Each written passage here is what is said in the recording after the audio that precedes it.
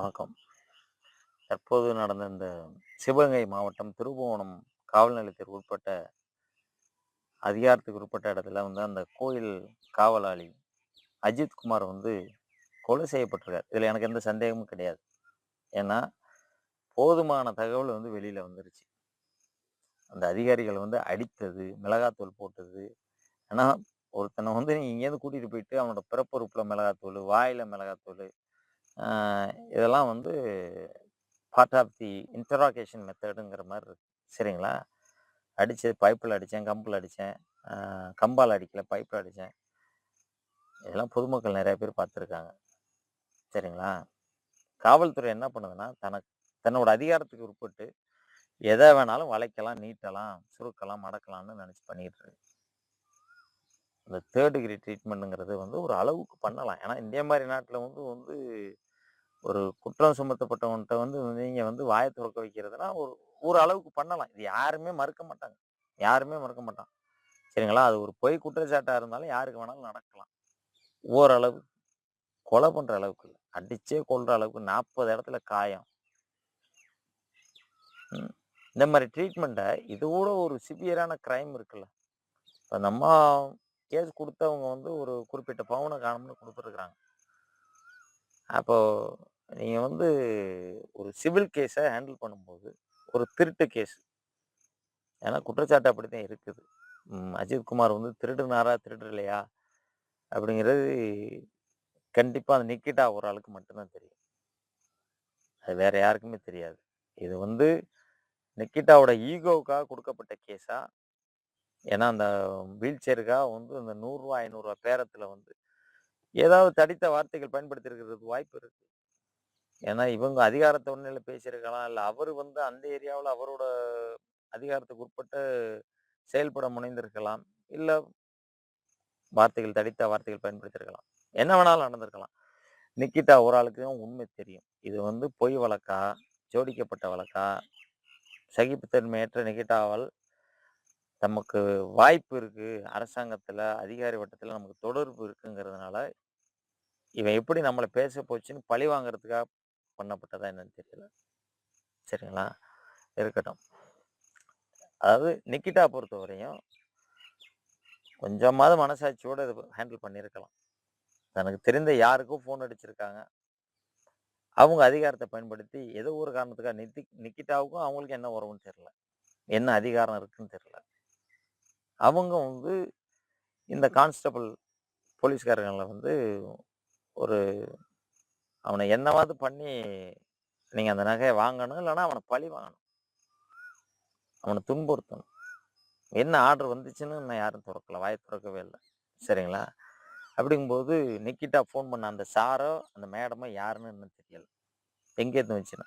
ஏன்னா எஸ்பி வரையுமே வந்து இப்போ வந்து அதனால வந்து பாதிக்கப்பட்டிருக்காருங்கும்போது யாருமே வாய தொறக்கல. யாருமே தொறக்கவும் மாட்டாங்க.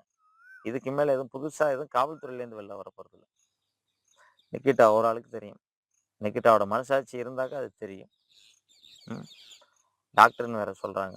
மனித உரிமையெல்லாம் வந்து உங்களுக்கு தெரியாததெல்லாம் கிடையாது. தெரியும். அடுத்து பார்த்தீங்கன்னா, இந்த காவலரோட மனைவிகள் போராட்டம். ஏம்மா உங்களுக்கு வெட்கமாவே இல்லையா? இங்க நடத்தப்பட்டது கொலை. உங்க கணவர்களுக்கு அந்த யூனிஃபார்ம் கொடுக்கப்பட்டது, ஜனநாயக நாட்டுல இந்த லா அண்ட் ஆர்டர மெயின்டெயின் பண்றதுக்கு மக்களால் உங்க கணவருக்கு கொடுக்கப்பட்ட வேலை அது. சரிங்களா? இந்த நாட்டுல வந்து ஒரு ஒழுங்கு ஏற்படுத்தணும். ஒழுங்க ஏற்படுத்துறது உங்க வேலை. நீங்க வந்து யூனிஃபார்ம் மாட்டுனா ரவுடீஸ் கிடையாது. உங்க மனசுக்கு புடிச்ச மாரி பண்றது. உங்களோட குற்றச்சாட்டு என்ன? மேலதிகாரி சொன்னத செஞ்சாங்க. ஒரு திமிர்த்தனமான பேச்சு. உங்களுக்கெல்லாம் வெட்கமே இல்ல. போராட வந்துட்டீங்க. நாங்களும் பொதுமக்களுங்கிறீங்க. அ மேலதிகாரி என்ன சொன்னாலும் உங்க வீட்டுக்காரர் செஞ்சுருவாரா? மேலதிகாரி வந்து உன் புள்ளையும் பொண்டாட்டியும் கொல்லுன்னா கொன்றுவாரு இந்த மாரி அடிச்சு. உன் புள்ளைக்கு தண்ணிக்கு பதிலா மொளகாத்தூள கரைச்சு வாயில ஊத்துனா ஊத்திருவாரா? அ என்னது இதெல்லாம்? கொஞ்சம் கூட மனிதத்தன்மை இல்லையா? உங்களுக்குன்னு அதாவது உ உங்க வீட்டுக்காரர் கொலை பண்ணதுக்கான ஆதாரமே இங்க இருக்குது. அடிச்சே கொன்றுருக்காங்க. 4 பேர் சேர்ந்து ஒருத்தன அடிக்கிறதுக்கு பேரு அது ரவுடி தான் பண்ணுவான். அதுக்கு பேரு காவல்துறை இல்ல. By no definition, they are police. They just thugs and goons. அவ்வளோதான். அதனால வந்து இந்த சீன் போடுற வேலையெல்லாம் நிறுத்துங்க. உங்க வீட்டுக்காருக்கு வந்து எப்படி இந்த வேலை கிடைச்சு, அவரோட பொறுப்பு என்னங்கிறத முதல்ல தெரிஞ்சுக்கங்க நீங்க. ஒரு பையன் ஆனா அடிச்சே கொண்டிருக்காங்க. அவனுக்கும் உங்களுக்கும் அந்த மோட்டிவ் இருக்கா? ஒண்ணும் இல்லைல்ல. எங்களுக்கும் புள்ள பொண்டாட்டி இருக்கு. என் வீட்டுக்கார பத்தி நாங்க என்ன பண்ணுவோம்? என்னது இது? ம். ஓகே. அடுத்து அந்த அந்த குடும்பத்த பொறுத்தவரை இது வந்து ஒரு மிகப்பெரிய துயரம். இப்ப அரசோட செயல்பாடு என்ன பண்ணுதுன்னா, முதல்வர் அங்க ஃபோன் அடிச்சு தப்பு நடந்துருச்சுங்கிறத அக்னாலஜ் பண்றாரு. அவர் என்ன தப்புங்கிறத என்னத சொல்றாரு? போலீஸ் அடிச்சு கொன்னுட்டாங்க. என்னோட துறைக்கு கீழ வேலை செய்றவங்க கொன்னுட்டாங்க. அத தப்புன்னு ஏத்துக்கிறாரா? இல்ல நிக்கிட்டா அந்த மேல அவர் மேல அஜித் குமார் மேல குடுக்கப்பட்ட வழக்கு வந்து அது தப்புங்கிறதுக்கு ஆதாரம் அவர்ட்ட இருக்கா? அது ஒரு போலி வழக்கு, ஒரு பொய் கம்ப்ளைண்ட்ங்கிறதுக்கான ஆதாரம் அவர்ட்ட இருக்கா? அத தப்புன்னு சொல்றாரா? இல்ல நியாயமே இல்லாம ஒருத்தர் இறந்து போனார்ல. அத போய் அவர் குடும்பத்துக்கு தப்புன்னு சொல்ல முடியாது. அஜித் குமார் அம்மாகிட்டயோ, தம்பிகிட்டயோ நீங்க அது தப்புன்னு சொல்ல முடியாது. தப்பு நடந்திருக்குன்னா என்னது? ம். ஆக்சிடென்ட் அது. கொலை. அதுக்கான போதுமான ஆதாரம், போதுமான ஐ விட்னஸ் இருக்கு. கொலை. நீங்க வந்து இந்த கட்சிய காப்பாத்தணுங்கிறதுக்காக, ஆம் இந்த கள்ளச்சாராயம் குடிச்சு செத்தவங்களுக்கெல்லாம் 10,00,000 குடுத்தீங்கல்ல. அது இந்த இப்போ அஜித் வீட்டுக்கு வந்து 3 சென்ட் நிலமும் வந்து அவர் தம்பிக்கு அரசாங்க வேலையும் வந்துங்கிறது நீங்க என்ன ஒரு காம்ப்ரமைஸ் மோடுக்கு போறீங்களே, எதுக்கு? அதுக்கான அதிகாரம் உங்களுக்கு இல்லையே. நீங்க ஒண்ணும் இந்த நாட்டோட மன்னர் கிடையாது. நீங்க அடிப்படையில ஒரு மக்கள் பிரதிநிதி. அனைத்து பிரதிநிதிகளால் தேர்ந்தெடுக்கப்பட்ட தலைவர். அவ்வளவுதான். அதான் சிஎம். நீங்க மன்னர் மாரி செயல்படுறீங்க. அந்த அதிகாரத்த உங்களுக்கு யாரு குடுத்தது? அ அது எப்படி இந்த ஊர்ல எவனுமே அத பத்தி கேட்க மாட்டேங்கிறான்னு தெரியலையே. இங்க கோர்ட் இருக்கு. அத ஏன் வந்து சுமோட்டோவா அவங்க எடுத்து அத கேள்வி கேட்க முடியாது? இதுக்கு நீ எப்படி காம்பன்சேஷன் குடுக்க போச்சு? உன்னோட வேலைய பாரு. அ காம்பன்சேஷன் குடுக்குறது இது உயிர் இழந்திருக்கு. இது என்னது? இது என்ன மாரியான மெக்கானிசம் இது? மக்களோட வரி பணத்துல நீங்க வந்து உங்க கட்சிக்கு பெருமை சேர்க்க போகிறீங்களா? நீங்க என்ன பண்ணணும்? ரொம்ப அப்பேரண்டா தெரியுது. இந்த 5 போலீஸ்காரர்களும் வந்து அடிச்சே கொன்றுருக்காங்க. அப்படிங்கிறது. அவங்க மேல கொலை வழக்கு போடுங்க. ஒரு கொலை வழக்கு போட்டு ஒரு நார்மலா ஒரு கொலை வழக்கு அப்படின்னா வந்து இது எப்படின்னா இதோட மோட்டிவ்ஸ் யாரு? யாருக்காக அவங்க பண்ணாங்கிறதையும் கண்டுபிடிங்க. நிக்கிட்டா யார்ட்ட பேசுனாங்க? நிக்கிட்டா உண்மையிலேயே நகைய தொலைச்சாங்களா? அதெல்லாம் கண்டுபிடிங்க. கண்டுபிடிச்சுட்டு ஒரு காவல்துறை அமைச்சரா நீங்க வந்து பண்ணிட்டு, இல்ல எங்க தப்பு நடந்திருக்கு? யார் யார் தப்பு பண்ணாங்க? அவங்கள எல்லாம் சட்டத்துக்கு முன்னாடி நிறுத்துறதுக்கு அத வேலைய செய்யுங்க. அத வுட்டுட்டு ஹஷ் ஹஷ்ன்னு போயிட்டு நீங்க வந்து வாய் அடைக்கிற வேலைய பார்க்குறீங்க. நீங்க வந்து அஜித் குமார் அந்த அந்த குடும்பத்துக்கு நிவாரணம் தேவைதான். யாரும் மறுக்கல. சட்டத்துக்கு உட்பட்டு செய்யுங்க. இல்லையா? இல்ல நீங்க பிரைவேட்டா நினைக்கிறீங்களா? உங்க சம்பளத்துல இருந்து எடுத்து குடுங்க.